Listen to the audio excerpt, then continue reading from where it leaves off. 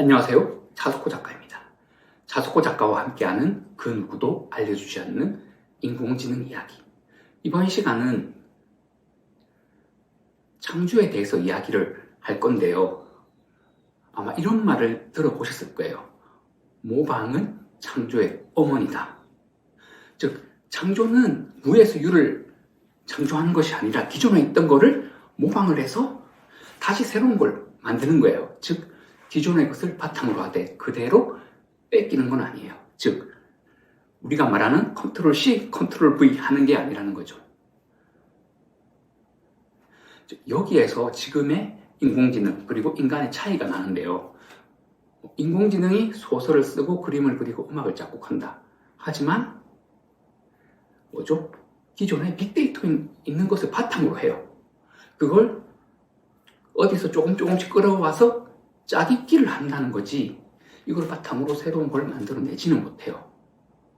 예를 들면 이런 거죠. 빅토르 위고의 소설 레미제라블이나 노트르담 드 파리,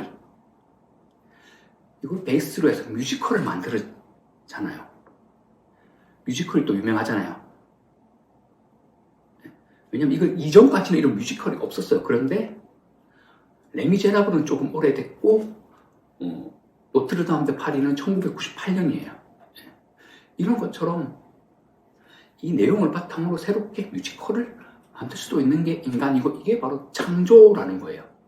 단순히 내용을 짜깁기 한다 이게 창조는 아니에요. 그런 점에서 인공지능은 아직 창조는 못한다, 창작은 못한다 이렇게 생각을 하면 되겠고요. 그 이유가 뭐냐? 당연히 폰 노이만 컴퓨터의 한계가 바로 그 이유예요. 뭐냐? 폰 노이만 컴퓨터는 제가 항상 얘기했죠. 계산만 한다고. 산술, 논리, 연산. 즉, 예, 아니요 답하는 것만 할 수 있지 이거를 가지고 재해석을 해서 창조하는 걸 못해요. 왜냐하면 재해석을 하는 것은 생각이 바탕이 돼야 되는데 그런 걸 못하죠.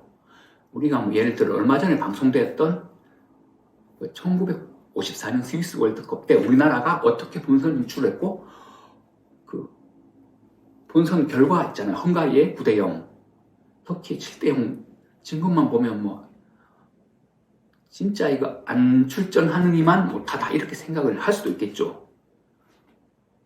한 골도 못 넣고 17골 실점했으니까 나라 망신이다. 그런데 이거를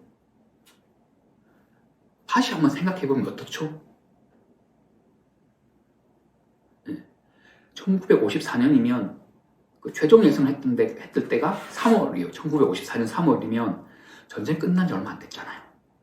이런 상황에서 팀을 꾸리고 훈련을 제대로 할 수 있었을까요? 아니죠. 그리고 본선 진출하는데 지금처럼 우리나라에서 전 세계를 띄운다거나 할 수가 없죠. 그리고 올해 카타르 월드컵이 열리긴 하는데 거기 직항 가는 비행기 당연히 없었겠죠. 5박 6일 동안 진짜 가면서 피로가 누적되고 경기 전날에 와가지고 몸도 채 못 풀고 갔던 그런 이야기 들으면 이게 스코어 이것만 봐가지고 54년 월드컵을 판단할 수가 없다 이렇게 생각이 들잖아요.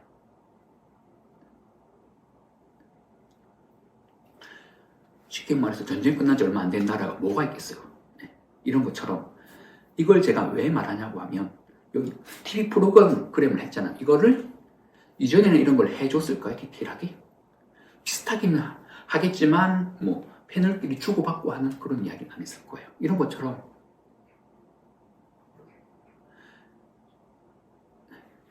재해석이 바탕이 되어야 새롭게 창조를 할 수가 있다는 거예요. 그런데 지금의 폰 노이만 컴퓨터는 할 수 없다. 그래서 지금의 인공지능은 창조가 불가능하다라고 알고 계시면 되겠습니다. 이번 시간 이것으로 마무리하겠습니다.